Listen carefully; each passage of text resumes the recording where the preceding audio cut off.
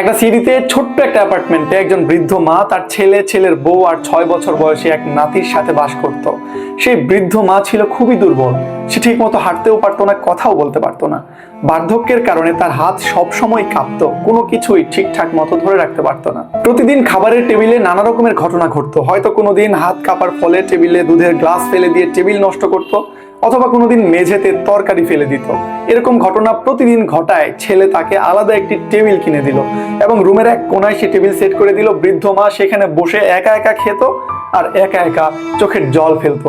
একদিন সেই বৃদ্ধ মা একটি কাচের প্লেট ভেঙে ফেললো, আর ঠিক এই কারণে তার ছেলে তাকে একটি কাঠের প্লেট কিনে দিল।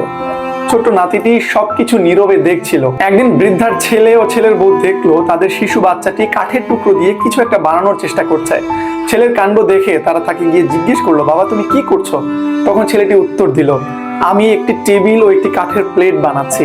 মা যখন বুড়ো হবে তখন কিসে খাবে, তাই আগে ভাগে এগুলো বানিয়ে রাখছি। ছোট ছেলের এমন কথা শুনে বাবা মা রীতিমতো চমকে উঠলো।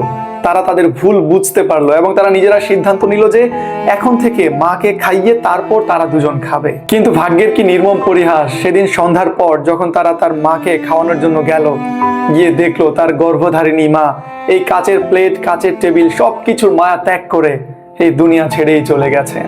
এই গল্প আমাদেরকে এই শিক্ষাই দেয়, আপনার সন্তান আপনার সাথে ঠিক কেমন আচরণ করবে তার ডিপেন্ড করছে আপনি এবং আপনার স্ত্রী আপনার প্যারেন্টসের সাথে কেমন আচরণ করছেন তার উপর। মায়েরা শেষ বয়সে গিয়ে একটু বেশি অসহায় হয়ে যায়, তাই মায়ের যত্নটা নিন। আল্লাহ যেন আমাকে এবং আপনাকে সেই সুযোগটা দেন। কথা হবে নেক্সট কোনো স্টোরিতে। স্টে কানেক্টেড অ্যান্ড আল্লাহ হাফেজ।